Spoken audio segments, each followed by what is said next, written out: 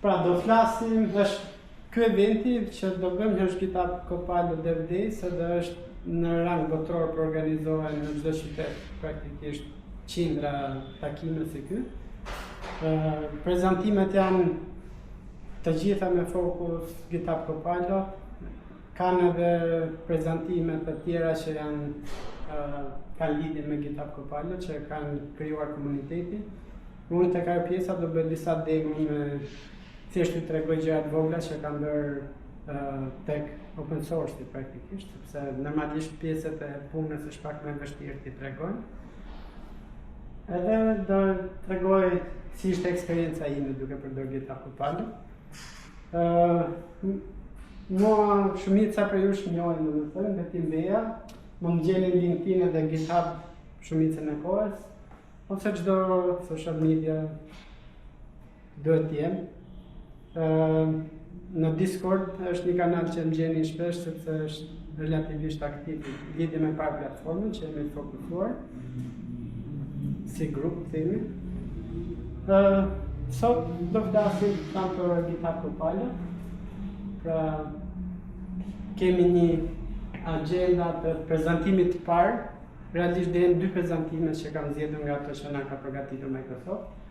Dhe para është e fokusuar te GitHub Copilot në përgjithësi, e dyta do jetë praktikisht me GitHub Copilot të integruar në Visual Studio Code.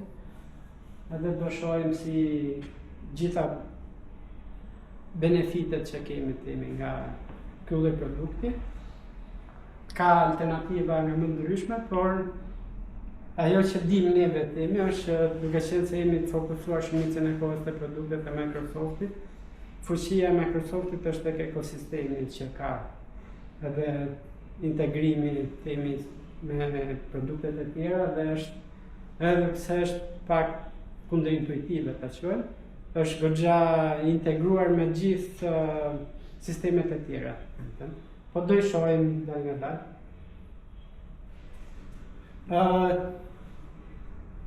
Fillimisht, domethënë si nisi ishte ajo bumi fillestari i kodimit me ndihmën e inteligjencës artificiale. Përdorej fillimisht ato 2 vitet e para themi, përdorej për të bërë plotësimin e kodit nga ana e AI, domethënë ndërkohë që ti po shkruaje një ide ose shkruaje një koment, ai ishte thjesht një peer programmer, domethënë një koleg që po punonte me ty për të zgjidhur të njëjtin problem, edhe të sugjeronte zgjidhje themi të një funksioni specifik brenda atij programi që ti po kodoje. Pastaj, sot jemi tek vala e dytë, evolucioni i asaj që ishte relativisht e thjeshta quajmë si funksion, jo si implementim, normalisht AI të implementuara vetë janë goxha komplekse si algoritme, por që benefiti që ti merrje mbrapsht ishte relativisht i thjeshtë. Domethënë një chat bazik ku ti kërkoje një funksion e ti jepte një alternativë si zgjidhje e funksionit. Tani kemi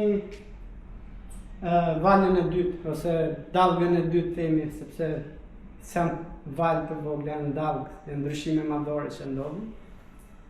Dallga e dytë është praktikisht përtej asaj që është thjesht peer programmer, edhe kemi zhvillimin e softwareit, pra jo software development life cycle, tërë ciklin e zhvillimit softwareit të menaxhuar nga agentët.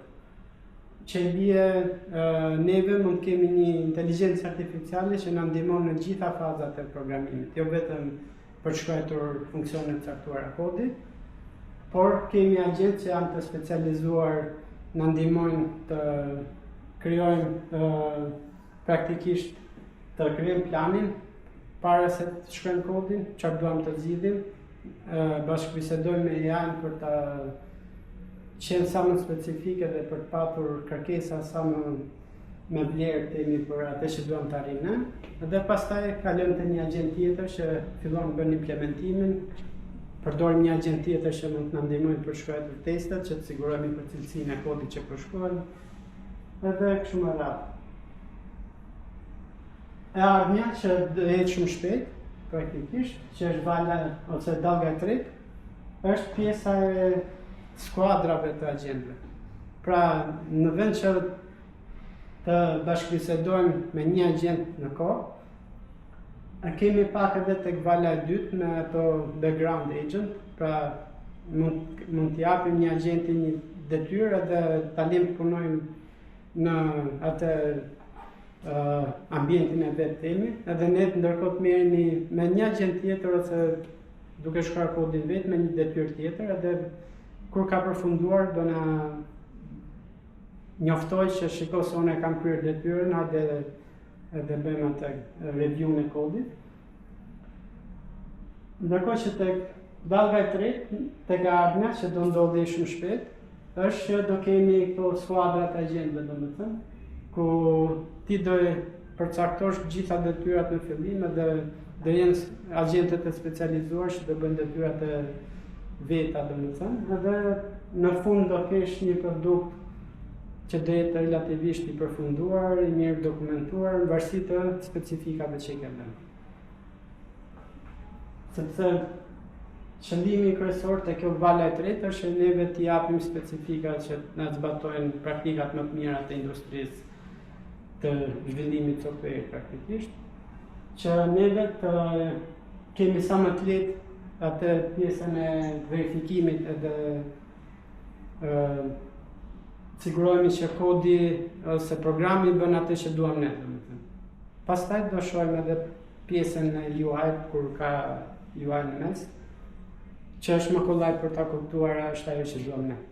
Ndërkohë që po të jesh një shërbim te API është pak më vështirë, por që prapë ke ato standardet e duhura të industrisë, tipit unit test, integration test ose gjithçka tjetër që këto agjentët ndihmojnë shumë për të koduar praktikisht. Nuk kam mbaruar, po kjo është ideja e këtij prezantimi sot, domethënë, që në çdo lloj vendi që ju shkruani kodin, gjeni një GitHub Copilot.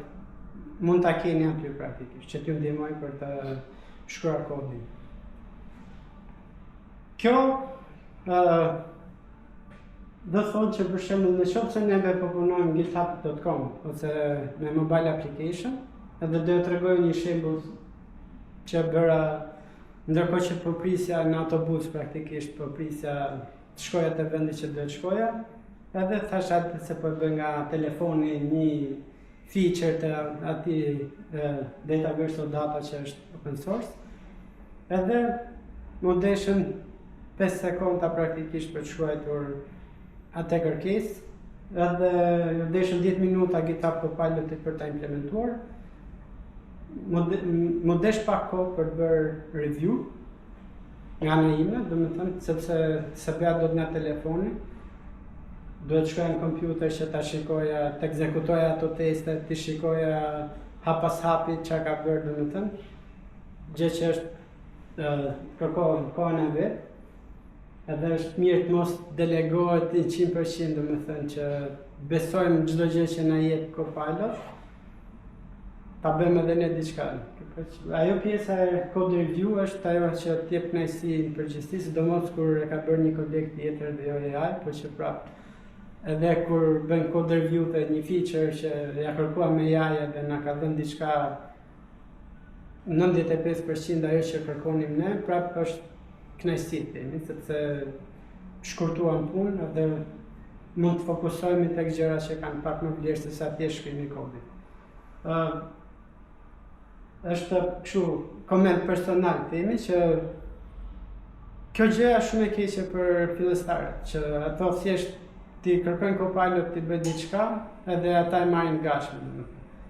Fillestarët duhet të ecin ose të rrinë me këmbën në tokë, domethënë, edhe të marrin, të mësojnë bazat, domethënë jo të mos përdorin Copilot. Kur ta përdorin Copilot i thonë më shpjego pak edhe hapat edhe vendimet që more, pse zgjodhe këtë lloj kodi. Kur t'jep një funksion për shembull të kërkojnë edhe detaje, ma shpjego pak këtë funksionin çfarë bën specifikisht ose çfarë alternativash ka, okay, është sa e ka kohën e llogaritjes themi, a është më eficienti i mundshëm për rastin tim apo ka alternativa më të mira. Këto gjëra që neve I kemi bërë pa Copilotin dhe kemi krijuar atë muscle memory dhe kemi stërvitur trurin. Fillestarit që mund të futen drejt për drejt në vibe coding ose Copilot, këtë gjë do e humbin, do më thënë nuk do krijojnë më memori muskulare edhe trurit, do më thënë, po është ajo pjesa që ne kemi bërë njerëz si eksperiencë. Ndërkohë që po t'ja delegojmë dikujt tjetër, do jemi sikur po shkojmë në rrugtime, po shkojmë me autobus. Do më thënë, 4 mijat e veta, sepse shikon nga dritarja dhe shikon rrugën, nëse ti thua Copilotit, lutem më shpjegoj dhe hapat që po ndërmerr. Jo thjesht bëj këtë dhe pres rezultatin. Kur je pak më kërkues, ai do na tregoj edhe gjërat e mira gjatë rrugës, themi. Ama nuk është asnjëherë si kur të shkosh vetë, ta ngasësh vetë makinën ose motorin, themi, por ti je pasagjer. Janë eksperienca të dyja, më thënë, po që tek programimi shumica duan të kenë edhe eksperiencën e shoferit. Pastaj, kur e kanë bërë për kohë gjatë, mund të udhtojnë si pasagjerë dhe ndihen të kënaqur timi.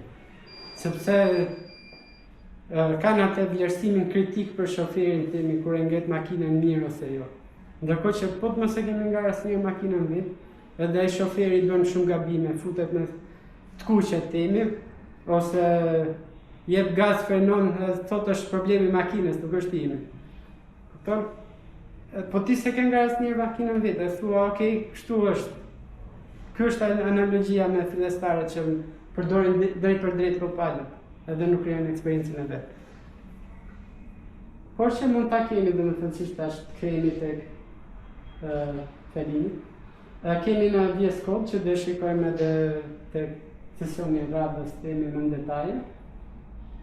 Gjithashtu si thash, Microsoft është, edhe pse është shumë e mbyllur si kompani temin, ose në shkuar ka qenë shumë e mbyllur si kompani, tani është goxha e hapur dhe bashkëpunon temi edhe mbështet edhe produktet e tjera, sepse ajo është mënyra më e mirë për të qenë kudo edhe për ta shitur produktin tënd. Pra, mund ta gjejmë edhe në JetBrains, në Eclipse, në Vim, që është shumë low level temi për programues. Normalisht e Full Visual Studio, në Xcode në Mac, pra është I kudo gjendur, edhe kjo ka qenë për një kohë shumë gjatë. Kohët e fundit kemi edhe në terminal, kemi command line interfejsin e Copilotit, mund ta kemi thjesht si bashkëbisedim në Teams ose në Slack, që do bësh pak a shumë të njëjtën punë që po bën te github.com, që bashkëbisedon me një agent dhe tregon duhet më zgjidhësh këtë ose këtë gjë. Gjithashtu e kemi edhe integrimin me Azure DevOps, me Jira ose me Dinar që nuk e njoh personalisht, por që se kam përdorur më thënë. Thjesht në çdo task management system mund ta gjejmë edhe GitHub Copilot, që na ndihmon edhe aty, domethënë për lidhur pjesën e kodimit me pjesën e detyrave që kishim caktuar. Teams çfarë ka, si ne kemi Copilot, çfarë duhet GitHub. Kjo është specifik, po pra, kjo është specifik për kodin që ti ke në Git. Në Teams? Po në Teams sepse të mbaron ai agenti që ti kishe në Git. Mbaron detyrën që I ke dhënë, sepse gjërat e thjeshta bën për 10 minuta, po varësisht të kompleksitetit që ke dhënë mundojnë gjysmëore.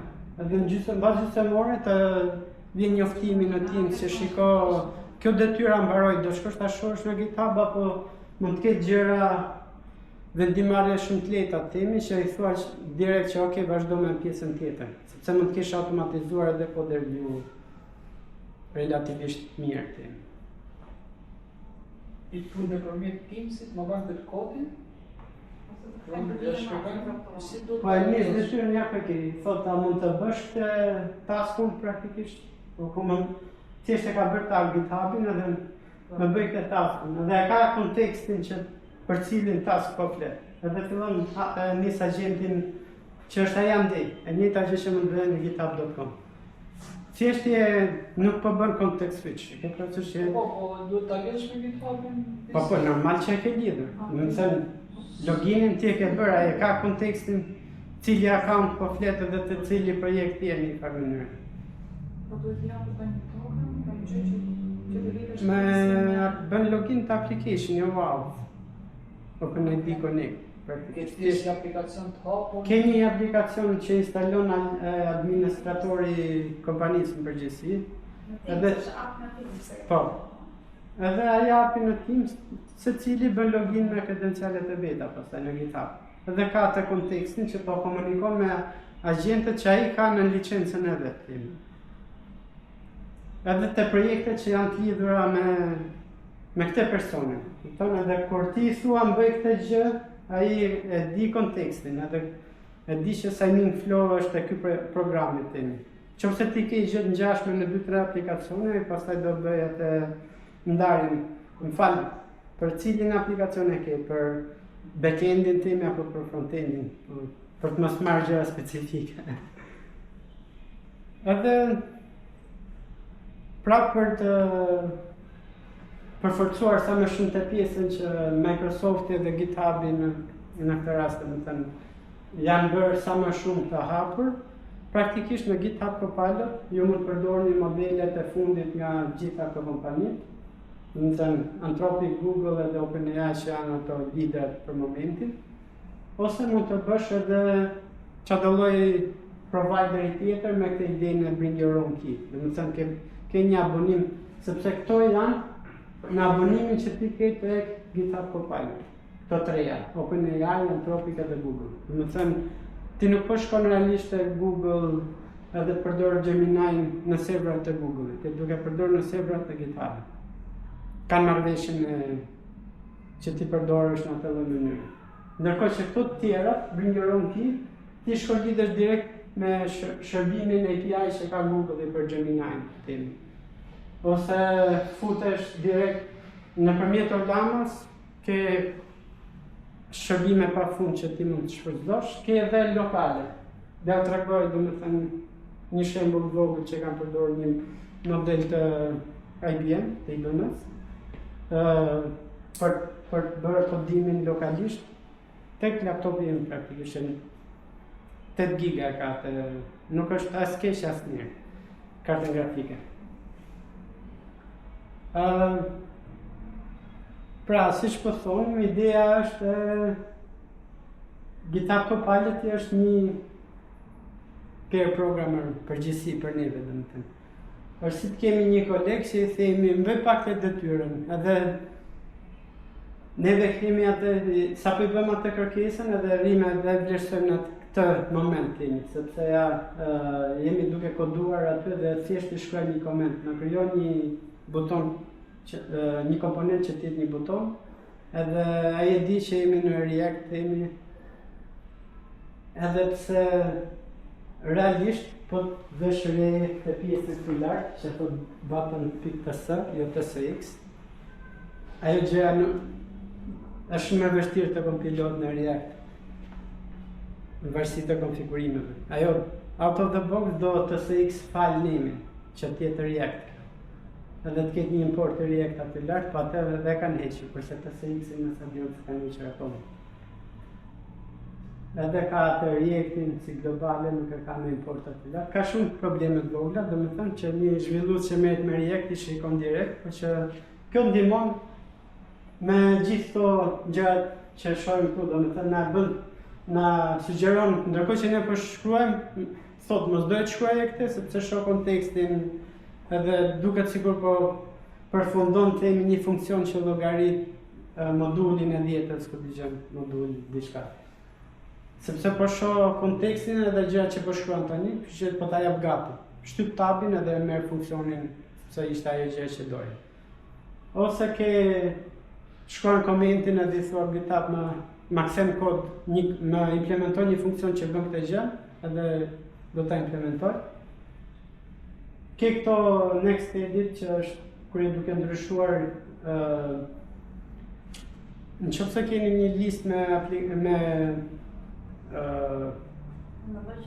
instruksion. Po dalësh një nga ato, besoj se ti i përdorin. Po, besoj. Shpresoj. Ose do të më hyrësh nga lista.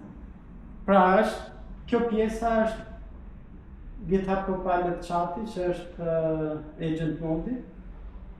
Edhe neve, mund t'i bëjmë kërkesa të çfarë duam, të tregon çdo gjë, për shembull që ka përdorur atë skill aty ikën shumë shpejt, tani po lidhet tek Figma, thotë ta përdor këtë MCP tool Get Figma Data dhe është lidhur në serverin e Figmas për projektin që ti i the.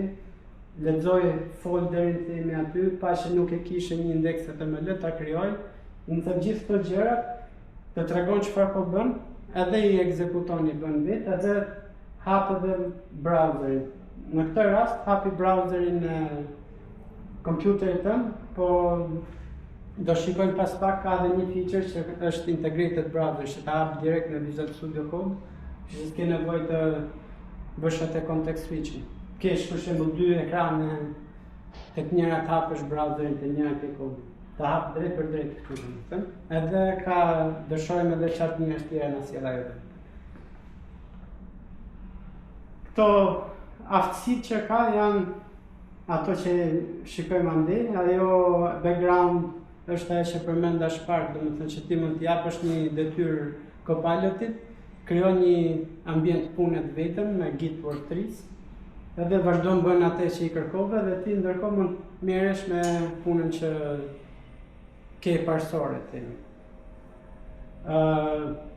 Po marr një shembull abstrakt që nuk është që mund ndodhi shpesh themi sepse duhet të jetë gjë e thjeshtë, po nëse po punojmë te një interfaqe dhe ne duam një buton që të ketë një stil ndryshe, po nuk duam të merremi tani me butonin, ne po merremi me diçka tjetër, i thua GitHub Copilotit, lutem në background më bëj këtë butonin, po bëj me këtë lloj stili, me këtë lloj gjëre. Butoni është gjë e thjeshtë, do na jepte para shumë me një herë përgjigje, po të ishte diçka më komplikuar, i themi bëje këtë dhe pastaj vazhdojmë merremi me punën që po merremi, kur ai e ka bërë gati, sepse po ekzekutohet në kështu work-3 praktikisht në një ambient zhvillimi paralel, po në kompjuterin tënd. Ai do na njoftoj që është gati pastaj dhe ti mund ta rikthehesh tek ajo për ta vlerësuar, okay, është butoni me stilin siç e kërkova, edhe pastaj rikthehesh prapë tek puna që ishte domethënë.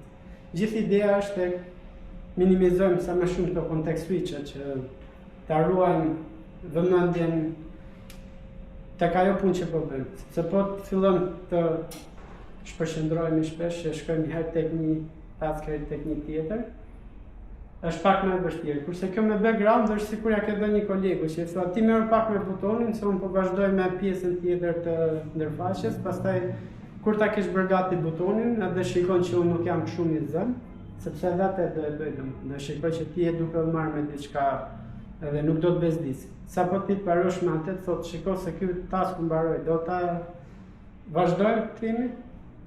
Edhe janë toolset që janë shumë të rëndësishme domethënë, sepse është praktikisht gjëra që marrin në Visual Studio Code janë çdo gjë që mund të marrësh edhe tek toollet e tjera në Cloud Code ose në Codex të OpenAI. Në përgjithësi skuadra e GitHubit edhe Visual Studio Code-it implementojnë këto gjitha risitë e fundit. Kanë atë gjëra që kanë futur për herë të parë këta domethënë, por që në përgjithësi çdo gjë që ke në një ambient zhvillimi konkurrent tim edhe në Visual Studio Code e gjen. Benefiti është që ti gjen çdo gjë në Visual Studio Code, kështu që s'ke nevojë të kesh subscription në disa vende, sepse mund të mbarosh punën vetëm me një gjë.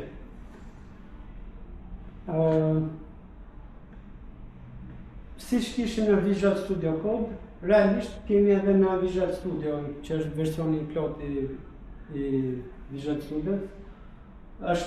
Ajo Visual Studio Code është praktikisht i shkruar JavaScript, është përdorur në çdo lloj ambient zhvillimi, Mac, Linux ose Windows. Versioni plot i Visual Studio është .NET, edhe është për shumë gjëra themi, sidomos gjëra që janë specifike Microsoft, si Windows Development ose gjëra që kanë bën me full .NET Framework. është gati mënyra vetme që mund t'i bësh shumicën e kohës. Po shek kemi integrimin e GitHub Copilot e kemi edhe këtu, domethënë, për gjitha këto mundësitë që kishin në Visual Studio Code i kemi edhe tek versioni plot i Visual Studio. Neve që mirëmi për platformë praktikisht, kur bëjmë pluginet, 99% mund t'jemi duke punuar në Visual Studio në plot. Ka raste, tani domethënë, sepse mund bërë që ka persona që punojnë me Visual Studio Code edhe për plugine, kur kanë edhe mbështetjen në termin të unit test edhe ja kanë pak më të sigurt. Po. Problemi është deri para pak kohë që duhet bëje signing key për shembull, është pamundur ta bëje Visual Studio Code. Kështu që duhet ta bëje full Visual Studio ose duhet shkruaj komandën se në që ta bëj atë signing key të asaj DLL-s që do ngarkoni për pluginet, duhet ta bëj manualisht themi, edhe jo shumë din ta bëjnë.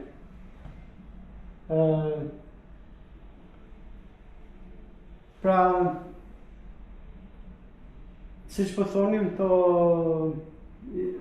Copilotin mund ta gjejmë edhe te konkurenca. Nuk është që është fokusuar vetëm tek produktet e Microsoftit. Kudo që ka zhvillues, Microsofti donte që t'kishi Copilot, themi, sepse qofse kemi Eclipse-in, sepse jemi zhvillues Java dhe nuk kemi të bëjmë me Visual Studio Code-in, prap kemi akses te GitHub Copilot, sepse kodin shumë kompanie ruajnë në GitHub. Edhe ato algoritmet janë trajnuar për të shkruar kodin Java, një lloj siç janë trajnuar për JavaScript dhe C#. Kështu që gjitha këto feature-at i kanë implementuar të gjitha edhe në Xcode që është në Mac. Një nga ato Copilotat që kemi të gatshëm, kemi nga Microsofti, quhet App Modernization. Ky është praktikisht që na ndihmon për të bërë atë upgrade-in e versioneve të aplikacionit tonë. Për shembull, nëse kemi një aplikacion të vjetër në Java dhe duam të përdorim versionin e fundit Javas më modern themi, ka shumë hapa që kur bëhet manualisht, realisht merr muaj për ta bërë, që konvertosh tërë kodin, sigurohesh që ka të njëjtat funksionalitete që kishim më para dhe s'kemi prishur asgjë, ka librari që kemi përdorur që janë bërë deprecated edhe si gjem do të më tek versioni i ri i Javas të .NET-it. Gjithë këto kërkimet me Copilotit mund bëhen me këtë App Modernization Copilot, që është një agent specifik, mund bëhen relativisht kollaj. Edhe kjo është një AI, nuk është që është 100% eksakte dhe kemi aplikacionin në 100% të rasteve gati. Puna është, në qoftë se kjo na bën 95%, dhe ishim në muaj, 95% na zvoglohet. Pastaj ai 5% ngelen ditët që ne do plotësojmë pjesën e mbetur themi ose gjërat që nuk shkojnë siç prisnim ne. Gjëja tjetër që ishte një feature që është relativisht interesant, sidomos për njerëzit, ka shumë programues që janë mësuar vetëm në terminal, praktikisht të shkruajnë. Shumica gjen themi ose kanë atë ndjesinë që një UI normale është të shpërqendron shumë, edhe mundon të përdorin terminalin. Tani personalisht këtë gjë nuk do e vendosja, domethënë, sepse je prapë duke i humbur këto njerëzit që përdorin terminalin vetëm nga shpërqendrimet që ti merr në UI, por që pjesa tjetër realisht është se kemi edhe një video të shkurtër që si e ka bërë kjo e Microsoftit. Praktikisht lidhet me GitHub Copilotin edhe thjesht i tregon çfarë do të bëj, dhe do të krijoj një aplikacion event viewer në Windows. nuk e di sa nga ju mund ta keni hapur ndonjëherë. Nëse jeni marrë me CRM on-premise, se keni hapur për ditë, mundësisht. Me administrim CRM on-premise. Praktikisht event viewer është një regjistër i Windowsit që shënon gjithë to gabimet që ndodhin në nivel sistemi. Edhe CRM on-premise ka shumë gabime që regjistrohen në nivel sistemi, edhe është e vetmja mënyrë për ta gjetur ku kemi gabuar për. Se përherësh në konfigurimi gabuar ose kanë skaduar në tel kalim ose kështu.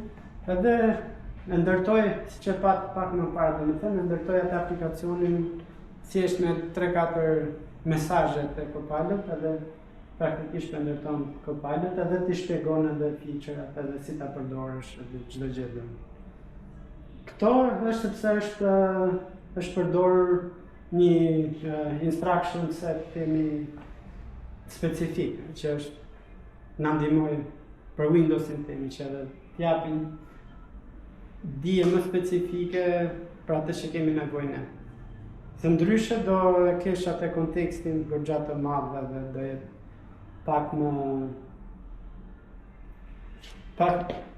pak eficient.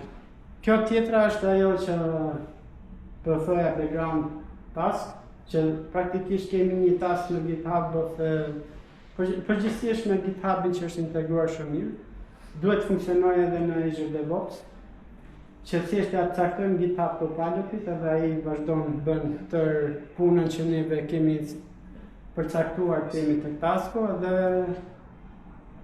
ti thjesht duhet ta aprovosh. Këto aprovimet janë një personat skuadrës tonë. Pasi kanë bërë atë rishikimin e punës. Po ashtu nga mobile, siç po thoja, e kam bërë vetë, domethënë si eksperiment. Edhe këtë pjesën që thjesht ti thash tek kjo repozitori që kam unë, mund ta shohësh që log analyzer në këtë rast. Kjo nuk është rastim, është thjesht çka ka dhe Microsofti. Mbaj këtë feature ose më implemento këtë çfarë do lloj detyre duam t'i japim, edhe ai do filloj të krijojë një pull request praktikisht edhe ta zhvillon të kërkesën sipas specifikave.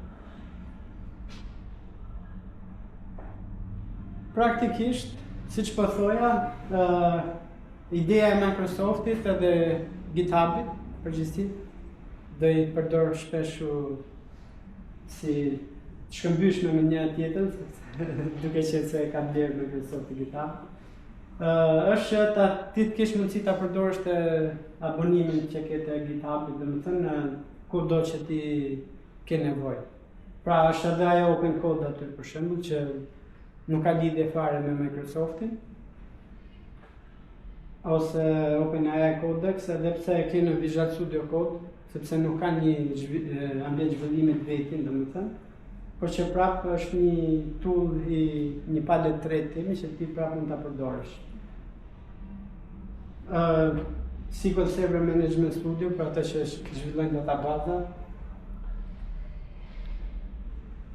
Edhe po thonim ne jemi fokusuar në këtë rast, domethënë te pjesa e kodimit, shumicën e rasteve që kemi prezantuar. Por GitHub Copilot bën tërë këto gjërat që kemi këtu themi dhe bën edhe për ditë diçka të re. Gjithashtu përveç çfarë bën GitHub Copilot, është edhe mundësia për përdor software development kit, domethënë SDK të GitHub Copilot. Edhe këto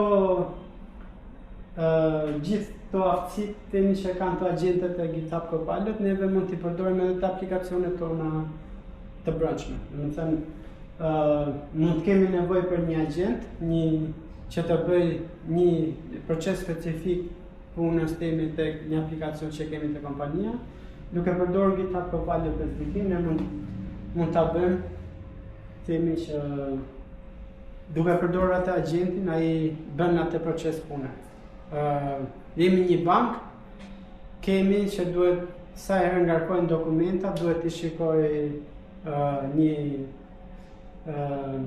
menaxher themi tek auditi, edhe pastaj duhet marrë dhënat është një proces që unë kam implementuar për shembull të brendshëm për një produkt që kam, që ngarkon dokumentin e identifikimit edhe duhen lexuar ato dhënat për të patur arkivën, që kush person ishte ky dokument, edhe kam bërë një model, nuk e kam bërë me GitHub Copilot, por që është pak a shumë e njëjta logjik, që lexon atë imazhin, merr dhënat nga imazhi, i kthen në JSON edhe ja jep procesit tjetër pastaj që e ruan në databazë me dhënat e duara dhe i thot personit lutem verifikoje që dhënat janë sakta sepse modelet e AI mund bëjnë gabime të vogla.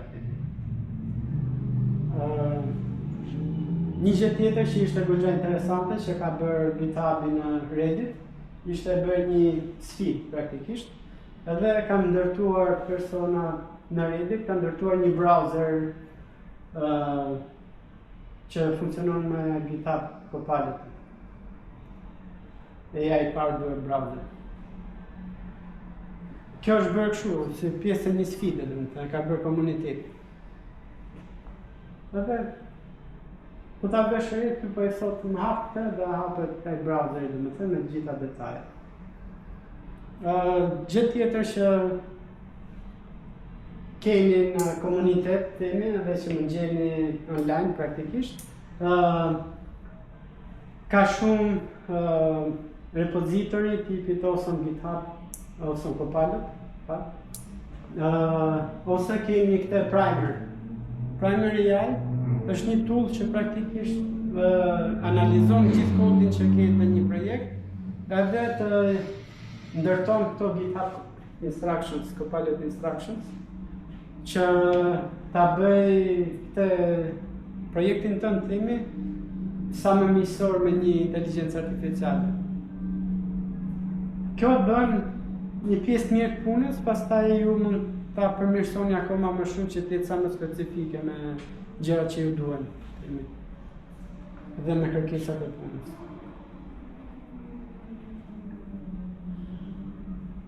Pastaj, siç po thoja, mund ta kesh GitHub Copilot ishte ajo në çdo vend praktikisht, ka një GitHub Copilot. Mund ta kesh për bërë pjesën e onboarding të zhvilluesve të rinj, që t'i shpjegoj projekti si është i organizuar, çfarë bën. Mund ta keni te continuous integration, continuous deployment, që të bëj commit message gati, thjesht duke parë çka ka ndryshuar te kodi, thot mbase një mesazhi i rëndësishëm mund të jetë ky, që bën sens për ndryshimin që ke bërë.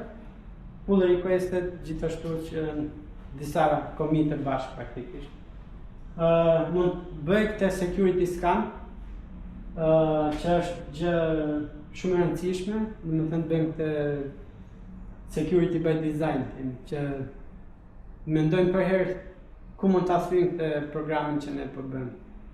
Sepse është të rëndësishme, sepse në përgjithësi aplikacionet që bëjmë, sidomos ne që merremi me par platform, janë për biznese goxha të mëdha, që kanë rreziqe shumë të mëdha se një biznes i vogël. Edhe të thyet një sistem që i humb dhënat, minimumin për shembull nëse është në Europë, vuan nga GDPR-ja për shembull, që ka gjoba shumë të majme pse ti nuk mbrojtë dhënat e klientëve. Pastaj ka kompani që janë shuar brenda ditës praktikisht vetëm sepse kanë patur probleme me sigurinë. Pra kjo është shumë e rëndësishme. Çdo thotë që e bëri GitHub Copilot edhe ne flem rehat natën, Domethënë thjesht atë duhet ta përdorim të na drejtoj, të na tregoj gjëra që ne s'kemi parë ose të na drejtoj kush janë standardet e fundit të industrisë, edhe ato që janë praktikisht nevojshme për projektin tonë, sepse OWASP për shembull ka rregulla, por ka shumë gjëra që nuk mund të jenë për databaza dhe ti s'ke databazë fare në atë projekt, ose kjo është më specifike, domethënë sepse ke një agent, një inteligjencë artificiale që do të shoh kodin që ke ti dhe do të kërkojë ato problemet e sigurisë që aplikohen për atë lloj kodi domethënë. Për .NET, nuk ka nevojë të shoh fare probleme që ka Java ose C. C-ja për shembull ka problemin e memory corruption ose që ti të lexosh diçka tjetër që s'duhet lexoje. Këto janë managed language, janë menaxhuara domethënë pjesa e memorisë, kështu që s'ke akses te pointerat edhe nuk mund bësh ca probleme të sigurie, je i mbrojtur. Është praktikisht fundi i kësaj. Domethënë tani do provojmë diçka te kodioni. Se pjesa tjetër fodim. Te kodion praktikisht kemi component framework Mockun, që është ajo libreria që kam bërë për të bërë unit testin e PCF components ose code components.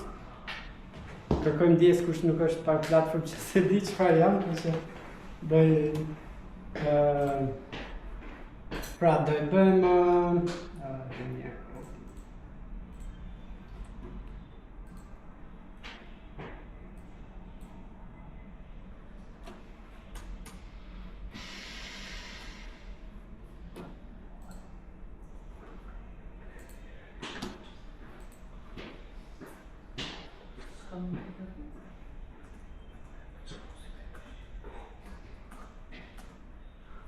Nuk që nuk majmë e para prapë, nuk për lëvisim.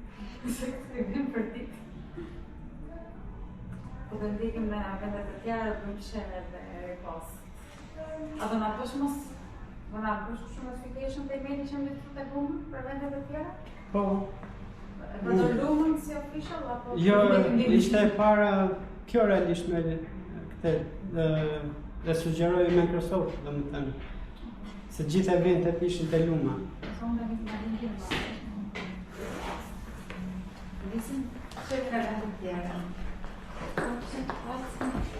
Praktikisht po bën, i thash që të më tregoj projektin e mirëpafshëm. Të bëj këtë projekti domethënë edhe të më tregoj si mund t'i bëj RAM testeve. Kjo normalisht do pak kohë që të japi përgjigje.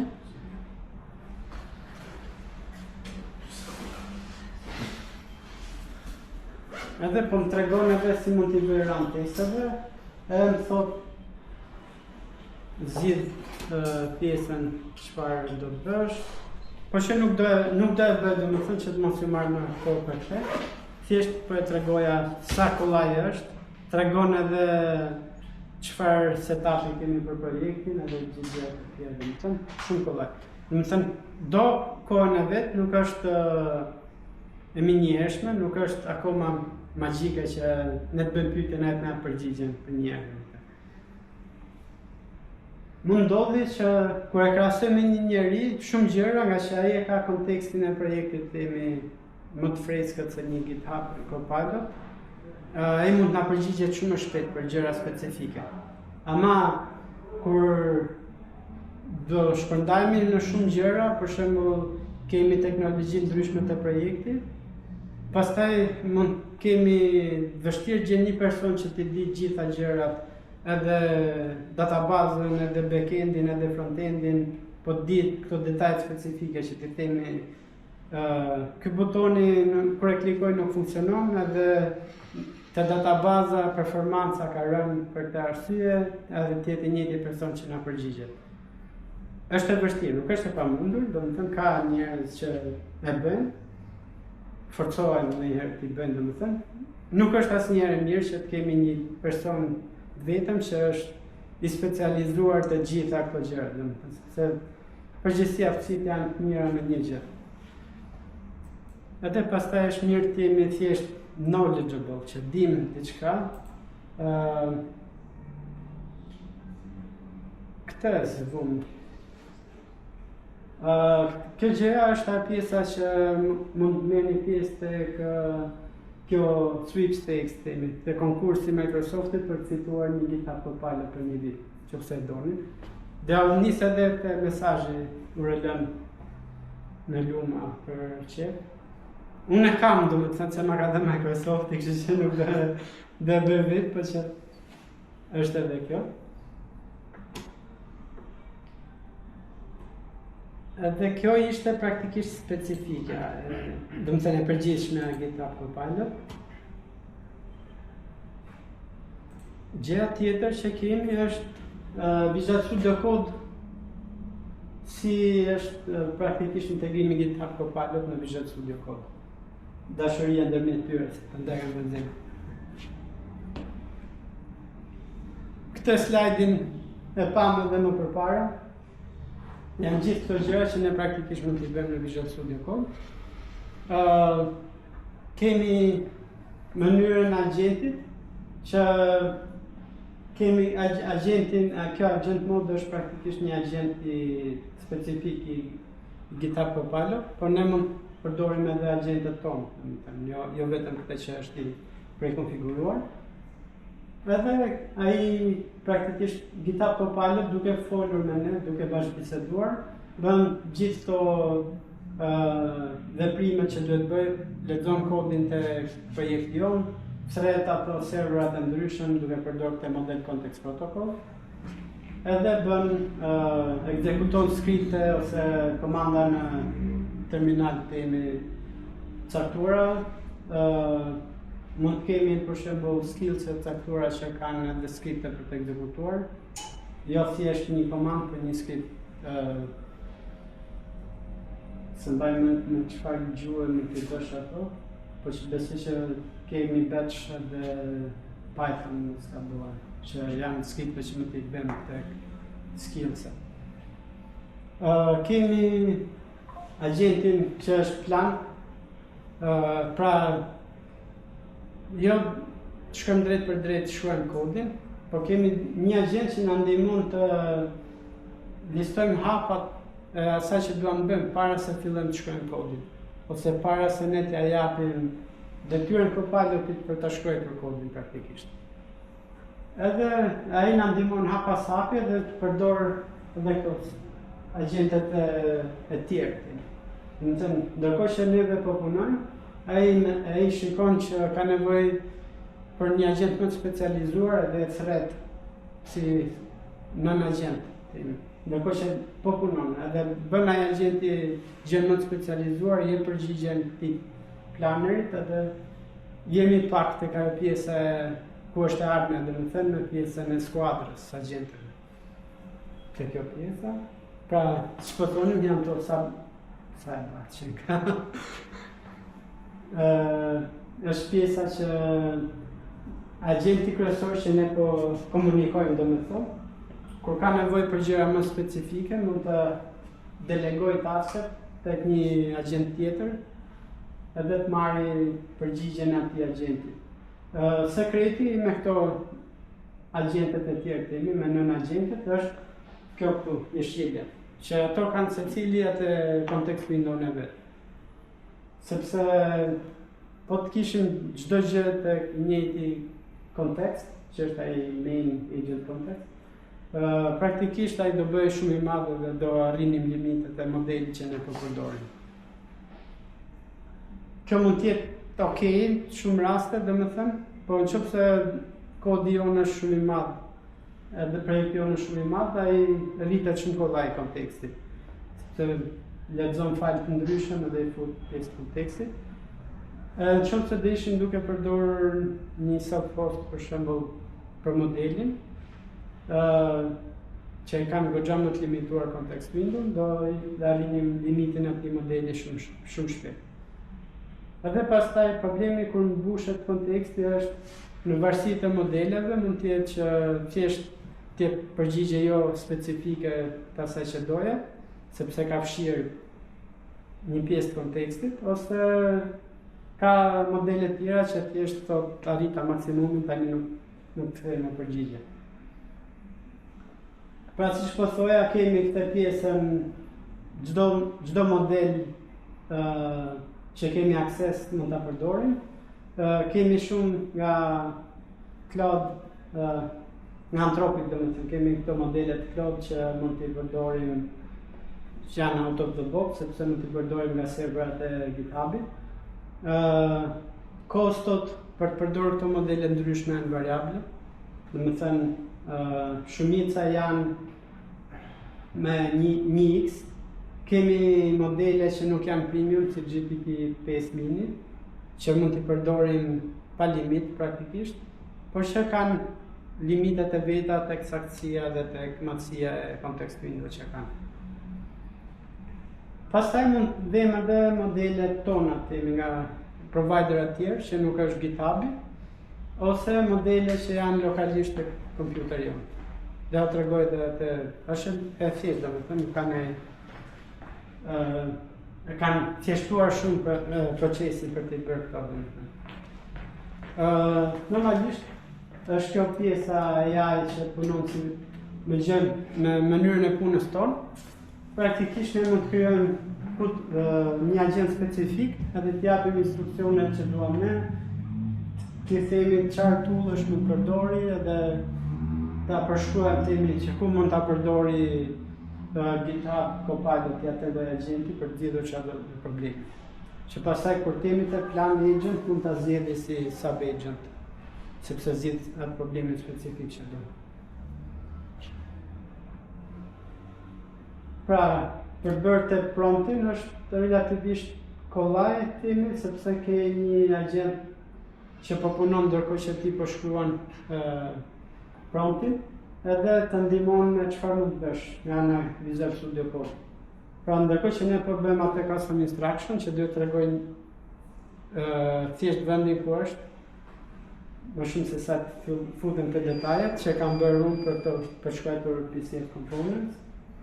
Kemi edhe skills, siç po thoja, që janë kështu ekspertizë më specifike themi për punën që duam të bëjmë, edhe mund të kemi edhe pjesë që të lexojmë themi file ose të bëjmë veprime me shërbime të tjera. Përgjithsisht veprimet bëhen nëpërmjet model context protocol.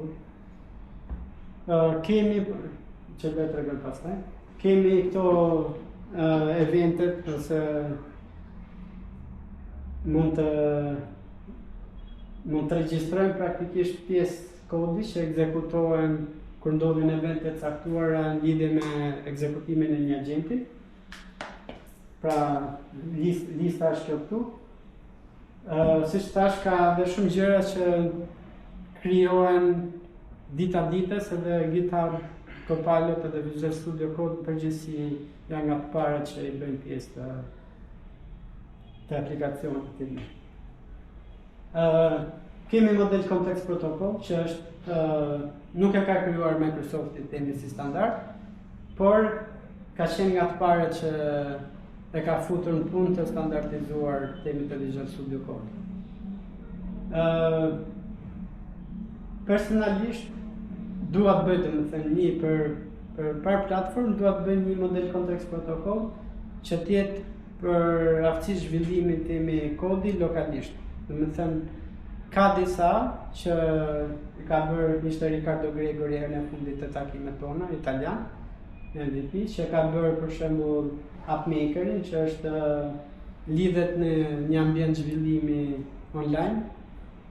Edhe mund të themi një AI, domethënë që të krijojë tabelat, të krijojë kolonat, të krijojë një formë të caktuar, një view të caktuar të ato tabelat. Edhe ka bërë një model context protocol server praktikisht që të bëjë këto komunikimin me ambientin e zhvillimit. Ajo që dua të bëj unë është një MCP lokal, pra që punon në standard input output, që të punoj të workspace-i që ne jemi i kodit lokalisht. Kjo ka ato të mijat e veta themi, sepse ndryshimet i shohim në Git, themi, në workspace-in tonë, ndërkohë që ajo që ne po punojmë në ambient zhvillimi online, pra në ambient Dataverse, ne kemi pak më të vështirë për të kuptuar ndryshimet që po bëjmë, sepse është edhe shared me gjithë tjerë domethënë. Edhe mund të ketë përplasje të ndryshme. Nga ana tjetër kjo është më e komplikuar sepse ne pastaj duhet të punojmë me fajlet që kemi aty, për shembull me tabelat në formë XML ose YAML që janë ato formati i ri. Duhet bëjmë parsim të asaj tabele dhe t'i themi AI që shiko kam këtë tabelën, domethënë që ka këto dhëna. Kur do të shtosh, duhet dish ku duhet ta modifikosh atë XML-n ose YAML-in që të shtosh një kolon të re, që pastaj kur ta bësh push si solution, ti jetë në atë ambient në zhvillimit. Ajo që duhet ta vjen është kjo source control është e vërteta, domethënë. Jo dev environment is source of truth, por ajo burimi i vërtetës, mos jetë ambienti i zhvillimit, po të jetë kodi praktikisht në Git. Edhe gjëja e re që s'ka shumë kohë që është bërë, edhe GitHub Copilot e ka suportuar gati sapo doli temi si teknik, janë këto MCP apps, praktikisht mund të ekzekutosh aplikacionet e dritarja jote e chatit me inteligjencën artificiale. Kjo ka ato të mira të veta, sepse praktikisht ajo mund zgjedhin gjëra këtu edhe merr kontekst edhe tek ndërveprimi që ne po bëjmë me atë aplikacion që kemi po të ajo dritarë.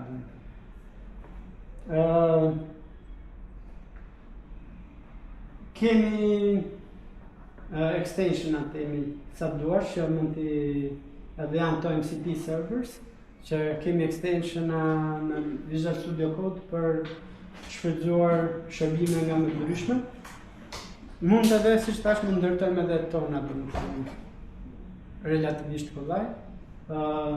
Në qoftë se ndërton ato që janë lokale me standard input output, është akoma më kollaj pastaj për ta instaluar te projekti jon, sepse mund ta bësh për shembull si një paket .NET që është në Nuget, edhe bën si një .NET command line interface tool praktikisht.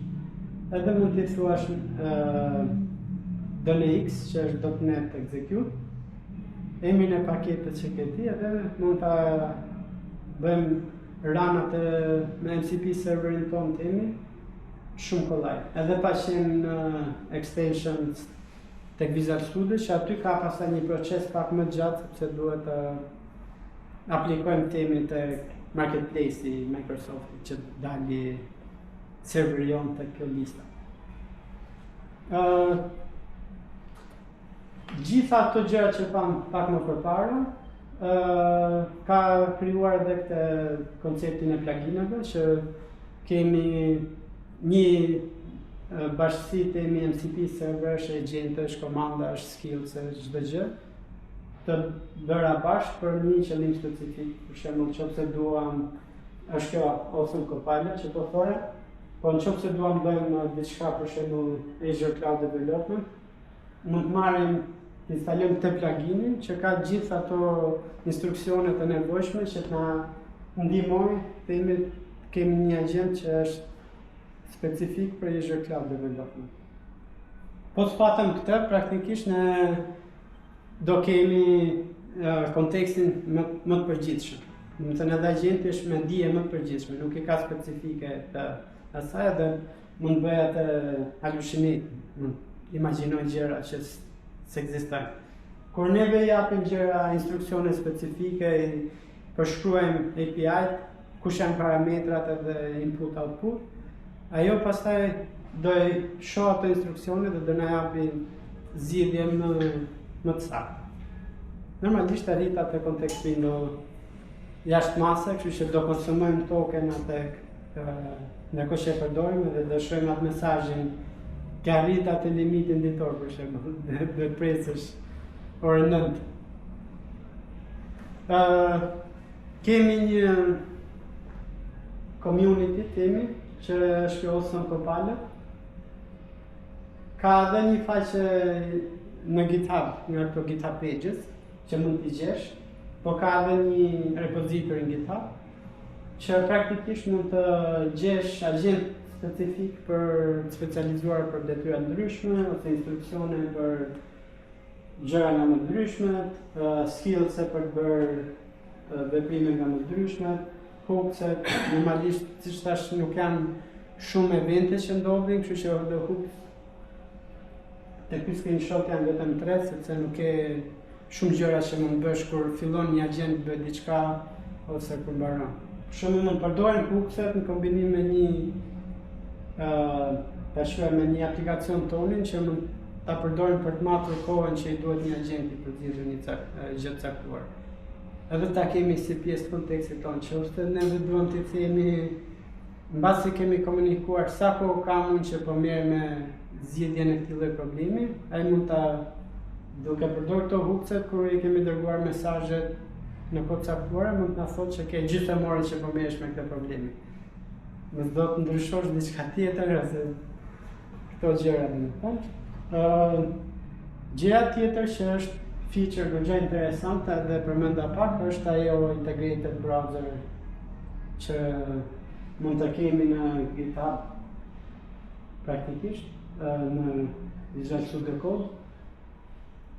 Këtë qofse më keni ndjekur kur kam bërë një postim timi për këto instruksionet që kam bërë për si të shkruash story për komponentët timi, e kam përdorur edhe këtë pjesën e integrated browser. Do të thënë, shkruajta një story, më dha një gabim, ma hapi të integrated browser, i zgjodha komponentin, i thash ky komponenti këtu ka këtë lloj problemi dhe ma zgjidh. Do të thënë, bën aq shumë kontekst dhe lidhje të kodit me atë që ti po shikon. Praktikisht i bëra snapshot e kapi edhe cili komponent ishte te kodi edhe ndryshoi edhe rreshtin e kodit fiks për atë komponentin që të zgjidhte problemin që unë thash. Do të thënë se prapë është AI, do të thënë, që do thotë bën gabime, sepse normalisht mbase nuk kemi qenë në vaj specifik të kërkesa, do të thënë.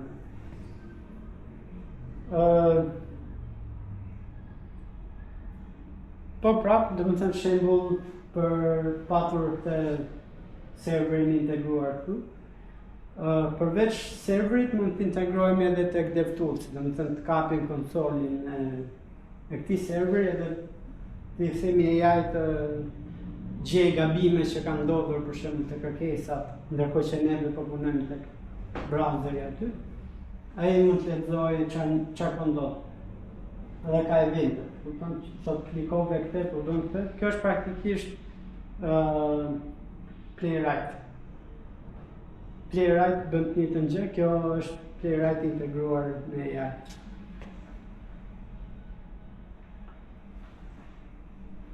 Pra, siç tham, agjentët i kemi përmendëm pak të pjesa të parë, domethënë që mund të kemi kudo, edhe kur shohim historikun e chateve, na tregon ky chati ka ndodhur në cloud apo ka ndodhur lokalisht tek ne. Edhe kanë këto ikona, domethënë që ku ka ndodhur, kjo këtu ka qenë një background agent që ka ndodhur në një worktree specifike dhe ka këtë përgjigje.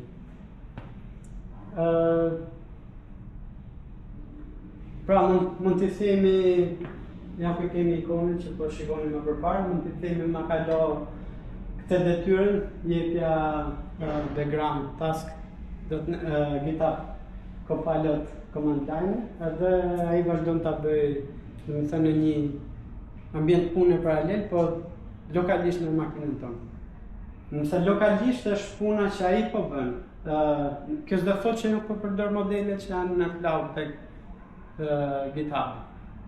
Te modelet është ai që kemi zgjedhur. Po puna që po punon GitHub-i, kur është cloud, po e bën praktikisht në një server ka klonuar kodin në një server të GitHub-i. Kur është background, po e bën tek kompjuteri jot. Edhe janë, do të thënë, to cloudit janë to async që mund t'i bëj edhe të bën komentet edhe të komunikon me ty nëpërmjet issue në GitHub edhe pull request në GitHub. Kjo ka të mirat e veta, sepse nëse neve po punojmë te kompjuteri këtu, që është një workstation temi dhe kam fix, mund të delegoj GitHub-it ande dhe pastaj shkoj te një kompjuter tjetër sepse mund të jemi në lëvizje, te laptopi ose te kompjuteri i shtëpisë, edhe të vazhdoj të njëjtën detyrë. Mos e bëni, do të miksoni punë dhe shtëpi, po që është e mundur ta bësh. Gjëja tjetër që janë edhe këto sugjerimet e kodit që mund të bëj, parashikimet e çfarë po bëhet, përgjithësi kur punojmë me template të caktuara, për shembull, dhe po bëjmë një buton ose po bëjmë një fushë caktuar emri, pastaj e kupton që tjetra bëhet mbi emri për shembull, edhe të sugjeron, duhet bëjmë edhe fushën mbi emri, edhe të jep gjitha plotësuara me të njëjtën strukturë që kishte kodi pak më parë. Ajo po ndodh ndërkohë që ne shkruajmë, domethënë, nuk është që ne po ja kërkojmë ma bëj këtë gjë. Ajo ndodh vetë. Ndërkohë që ne shkruajmë është si autokomplet. Gjëja tjetër është demo, domethënë nëse keni dëshirë të tregoj e para për kjo tjetra.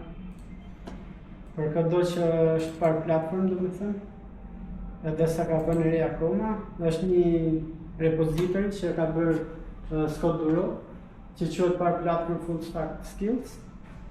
Edhe është shumë interesante, besoj që mund ta kesh parë te Color Cloud, sepse nuk ka vetëm një agjendë, domethënë, ose një skill, po ka gjëra shumë specifike në varësi të detyrës që ti po mundohesh të bësh tek platforma. Ka për Power Pages, për shembull, që është një gjë dhe ka edhe për kod, ku ishte? Code-apps, po që gjej tani për moment, ja po është? Para Code-apps. Që janë dy gjëra goxha më ndryshe me njëra tjetrën, ai ka bërë këto skill sets të ndryshme për GitHub Copilot-in që janë specifike për par platforma. Edhe është gjë mirë ta ndiqni domethënë, sepse përveç që është super gjeni vetë domethënë, paguhet edhe nga Microsofti për të ndarë këtë lloj gjëje. Është developer advocate tek Microsoft. Gjëja tjetër, çfarë na kemi gati?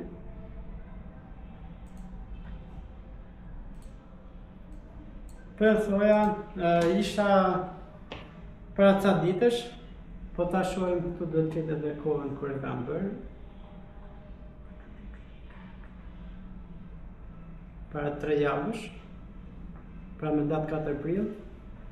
Praktikisht isha në autobus, edhe po prisja praktikisht të autobusin unazës për të arritur te vendi që doja.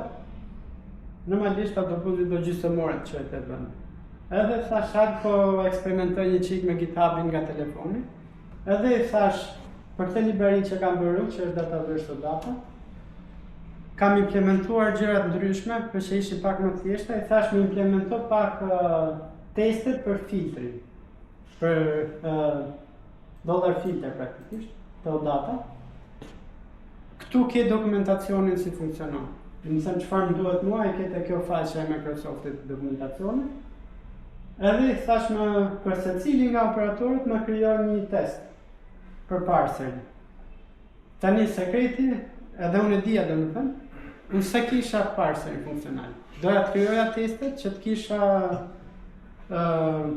testet që dështonin edhe pastaj të merresha dal nga dal të krijoja parserin që ato testet pastaj të ekzekutoheshin me sukses. Gjë interesante që ndodhi është që GitHubi paqë nuk ishte parseri nuk ishte funksional, s'kishte tekste edhe çdo gjë tjetër, edhe e krijoi edhe parserin praktikisht. Bëri një tokenizer, bëri çdo gjë që më duhej mua dhe krijoi 23 teste të reja për ato gjëra që kërkova. Kjo ndodhi në 10 minuta praktikisht. Problemi që kisha unë në këtë moment ishte që udhëtimi im do zjaste gjysmëore, për 5 sekonda i shkruaj ta kërkesën, për 10 minuta zgjidhja ai, tani do të bëja code review, nuk e bëja dot nga telefoni, sepse është më shtovi 23 teste, plus gjitha të kod me tokenizerin që është relativisht i komplikuar. Edhe pastaj bëra review të imi në shtëpi edhe këtu duhet ta kem thënë 3-4 ditë më vonë domethënë. Kur gjeta kohën për ta bërë review, edhe kuptova që kishte bërë një gabim, sepse thash e kishe tek dokumentimi themi si duhet ta bëj, por nuk e ke bërë ashtu. Ajo që ndodhi në 5 minuta ishte që e korrigjoj themi edhe gabimin që i thash, edhe bëri që të funksionoj, por unë prapë nuk isha e kënaqur me gjithë ndryshimet që bëri. Edhe pastaj bëra kodin, i bëra klon lokalisht tek makina ime këtij pull requesti që po bënte GitHub-i. Bëra edhe 2-3 ndryshime të tjera të vogla që të ishin pak më përshtatshme me mënyrën se si unë e kam shkruar të pjesën tjetër të kodit të imi të projekti. Edhe pastaj e pranova, domethënë, dhe mbaroi kjo punë që po ta kisha bërë vet, nga që ishte ajo tokenizeri, që nuk kisha një tokenizer akoma. Do më kishte marrë shumë më shumë kohë se sa 2 orë temi që më desh 15 minuta GitHub Copilotit edhe pjesa tjetër për mua për bërë review kodin edhe për përcaktuar ato ndryshimet që doja. Sigur që bëhet tokenizer do të rria të refreskoja dijet temi për si shuhet një tokenizer. Mirat mendoja gjitha ato specifikat për këtë rast. Tani, ai që kemi implementuar, domethënë që ka implementuar Copilot edhe unë kam thjesht vlerësuar si të saktë, akoma nuk ka një pjesë shumë të madhe të atyre filtrave. Se janë funksionet e Dataverse, është edhe mënyra si e ka shpjeguar Microsofti që janë pak më të komplikuara për një inteligjencë artificiale të imi ta ruaj atë kontekstin që si duhet specifikisht, sepse thot këto janë 60 plus funksionet e Dataverse, pastaj njëra është më poshtë për thirrur këto funksione Dataverse, nuk do të thuash thjesht emrin, por do të thuash Microsoft.Dynamics.CRM. Emrin e funksionit. Edhe në atë moment kur neve i bëjmë gjërat kaq abstrakte, neve humbim shumë nga ndihma e një inteligjencë artificiale. Nëse kur gjërat nuk janë, duhet të jenë të niveli i dur i abstraksionit, që kemi vlerën e dur mbrapsht. Ndryshe po i bëjmë shumë abstrakte, do marrim diçka goxha rastësore, themi si përgjigje. Edhe gjëja tjetër që doja t'i tregoja unë, po besoj që se kam gati për përvaj. PCR stories.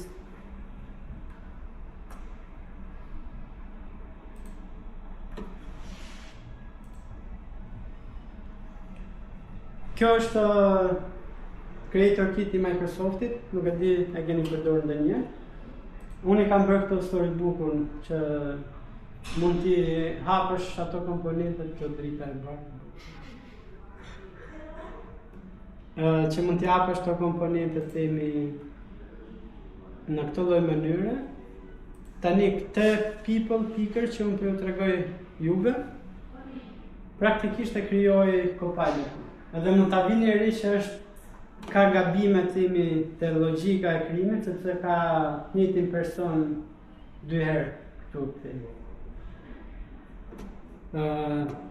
Thjesht ky ishte një rresht me Copilotin. I thash, lutem më krijo një histori për këtë lloj komponenti që është aty. Edhe ai e krijoi. Ideja është kam krijuar këtu te GitHub. Kemi këtë folder instructions, edhe është instruksionet që si të përdoret ky komponenti që kam krijuar unë, komponent framework mock, për të shkruar unit testet ose storybook stories për një komponent në përgjithësi. Ky nuk ka asnjë informacion lidhje me komponentin ose komponentet që janë te repozitori. Si funksionojnë ato. Ky është i përgjithshëm, thotë ka një farë strukture që ka të nevojshme, sepse thot ke këto 3 klasat kryesore për ta përdorur, ama thot setupi po përdorim workspaces, kështu që kërko thot workspace-in e atij komponenti specifik është ekziston apo jo. Edhe po vesh shembull, kam bërë publikim një artikull LinkedIn me këtë komunikim, edhe ai workspace nuk ekzistonte dhe ai e shton tek workspace, pastaj bën i ndjek këto instruksione që ne kemi dhënë, i ndjek hap pas hapi, sepse këto falet .instructions janë ato që japin kontekst specifik për projektin tonë, ose për gjërat që nuk i ka tek modeli. Edhe këto nuk i kam krijuar kështu nga mendja ime të gjitha, domethënë. Kam marrë për bazë një repozitori që kishte bërë share Scott Duro, që nuk është ai që po ju tregoja, se ishte pak më përpara se ta bënte publik atë. Edhe duke ndjekur themi terminologjinë që ka përdorur ai dhe kushtet ose më mirë këshillat që ka dhënë ai, shkruajta këto instruksionet që si shkruajnë këto testet, edhe duke qenë se në 10 herë që provova, domethënë 8 komponenti bëri pa asnjë lloj modifikimi, edhe duke më këshilluar, shiko, është për shembull duhet shfaq ngjyra ndryshme, do të bëj 3 kombinime ngjyrash që të kesh mundësi të shohësh se cilët komponentë në ngjyra të ndryshme. Kjo ishte që vjen gjithçka nga Copilot, pa asnjë gjë specifike timen që ti thoja shikon nëse ka bërë një komponent me ngjyra për shembull, bëj këtë gjë. Gjërat specifike janë vetëm si funksionon libraria ime themi, ka këtë për shembull, lexo për herë control manifestin që të kuptosh cilat janë komponentët që, domethënë, fushat që ka komponenti jon, inputet, outputet, sepse janë përshkruar aty. Tani kjo gjëja funksionon, por që është prap nuk është aq e mirë për një AI, sepse po e themi lexo një file XML me gjëra që nuk kanë shumë kuptim për atë. Domethënë 90% të rasteve funksionojnë sepse thot integer field edhe di që duhet të ketë numër.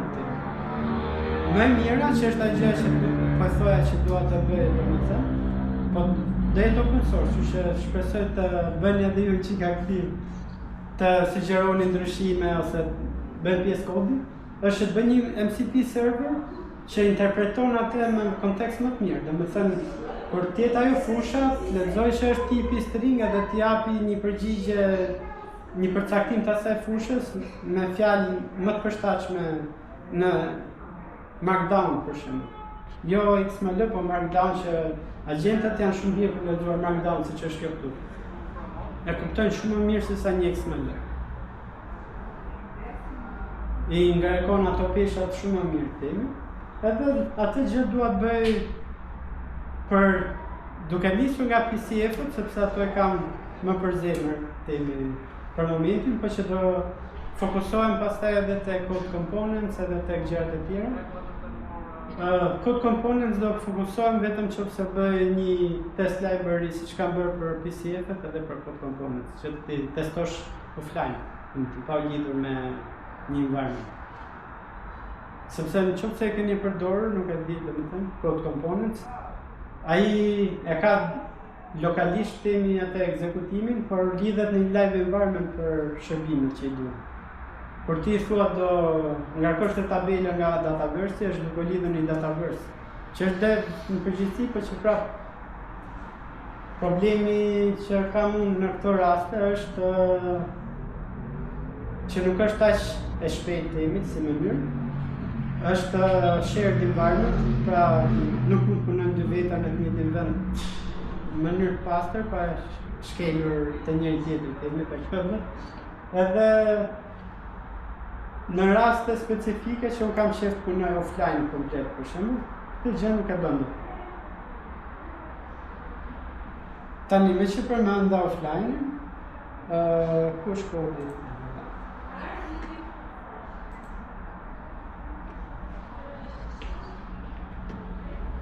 Më thënë i thash çfarë kësaj për më treguar si të ekzekutohen testet themi, edhe isha lidhur te një agent online. Mund ta bëj që të lidhem te përdor një agent lokal. Po ta vini re këtu thot Olama. Olama të lejon të ngarkosh agent lokal të makina jote ose të lidhesh te agentët në cloud të Olamës. Këtë Granite 4 të IBM-s kam përdor mikron që është do të gabojmë 7 bilion parameters, 2 bilioni ka kështu aktiv, dhe 3-4 giga themi në memorie. Po përdor këtë sepse kjo edhe pse është shu lokale,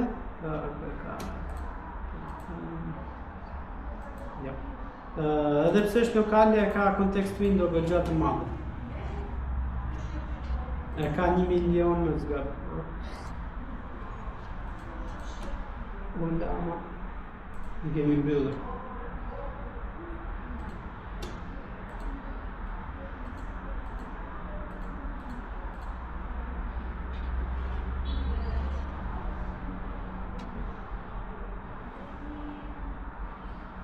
Ja, kjo është e gjë që s'më pëlqen më shumë.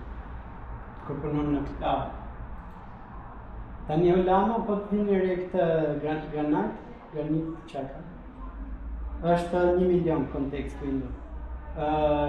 Quen 3.5 e ka 260.000, që janë goxha të mira si vjera. Kurse këto tjera të kanë goxha më të vogël për shembull. Kjo Quen 2.5 edhe koderi edhe kjo tjetra.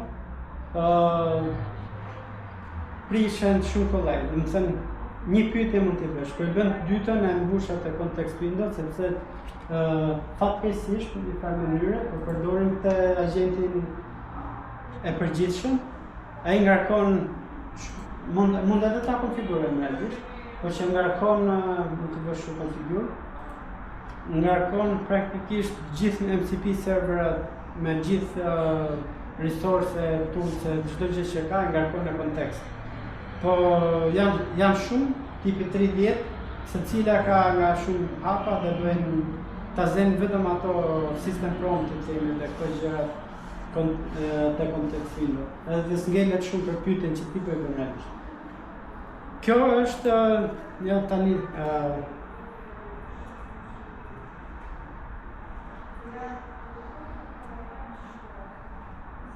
tani do filloj të marr flak kompjuterin praktikisht sepse do filloj të ngarkoj atë modelin. Memori lokale. Por e mira e kësaj është që unë këtë teorikisht mund ta bëj në një vend që nuk ka internetin shumë të mirë ose shumë shpejt. Qoftë do kisha një 3G lodhur, prap teorikisht duhet të funksionojë. Është më ngadalë sepse po punon te kompjuteri, nuk është tek serverat e GitHubit. Edhe është model temi që është i vogël, kështu që nuk ka saktësi të njëjtë siç mund të ketë cloud sunet ose Vision apo të gjatë. Por që është AI që funksionon, domethënë, edhe mirë apo keq na jep një përgjigje. Këto dihet themi duke qenë se s'ka akses tek online edhe ka informacioni goxha të vjetër, mund të ketë shumë gjëra që mund të jenë deprecated ose mund të jenë versioni vjetër i .NET-it themi, sepse nuk e ka trajnimin në kohën e duhur. Që është një model që është open source. Por që kjo tregon që po punon edhe ajo thot working. Ideja është që ne kur bëjmë një kërkesë relativisht të thjeshtë, si mund të ekzekutoj testet, ajo do marri kohën në vete, kjo pas se do e bëj tërë ato llogaritet, po i bën te kompjuterin tani, nuk po e bën më në cloud. Po tregoja pak si të ekzekutojmë me Olama një agent lokal. Po. Olama instalohet shumë kollaj, praktikisht, edhe Visual Studio ose më mirë GitHub Copilot Chat, që është ky komponenti që ne po përdorim nga Visual Studio. Ka shumë pak që e ka integruar dhe lamën mirë të një. Se më përpara, para 3-4 javësh nuk funksiononte. Thonin që funksionon. Jo, lama varet nga modelet që ti po përdor, edhe nga kompjuteri. Për shembull, tek MacBook Pro-ja që kam unë këtë modelin Granite Force, ekzekuton ekstrem shumë shpejt. Kurse ky që ka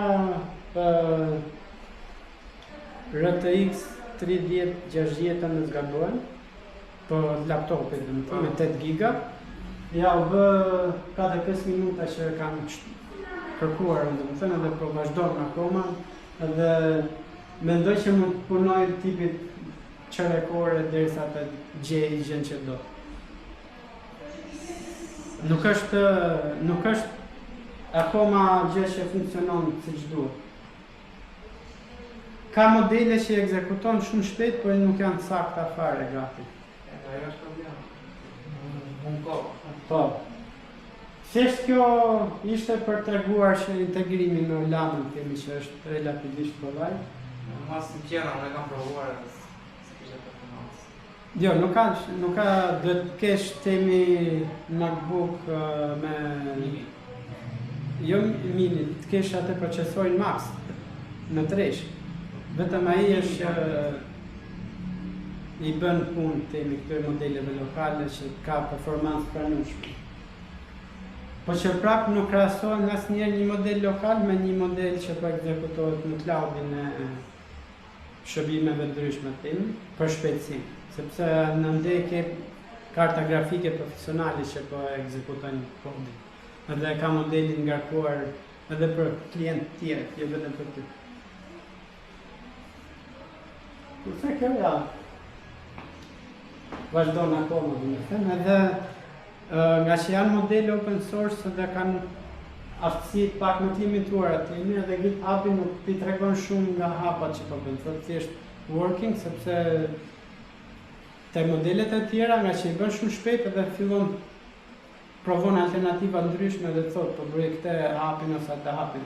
Ndërkohë që këtu akoma s'ka bën një hap, ai thotë working. Pastaj kupton që do ndalet te tjetra, nuk do thellohet shumë temi te. Është edhe kjo libreria që ka goxha file të ndryshëm realisht. Edhe i shkon kontekst Windows, i shkon goxha e madhe. Edhe pse si pyetje temi, si mund t'i bëj run testeve, duhet të ishte relativisht e lehtë për një AI, sepse gjitha themi duhet kuptoj vetëm çfarë strukturë projekti ke. Më thënë, je Node.js, okay, do të kërkoj për packages. Hapat janë relativisht thjesht. Ke pas package.json edhe JScriptin këtu te package.json për të kuptuar çfarë testesh, si ekzekutojnë testet.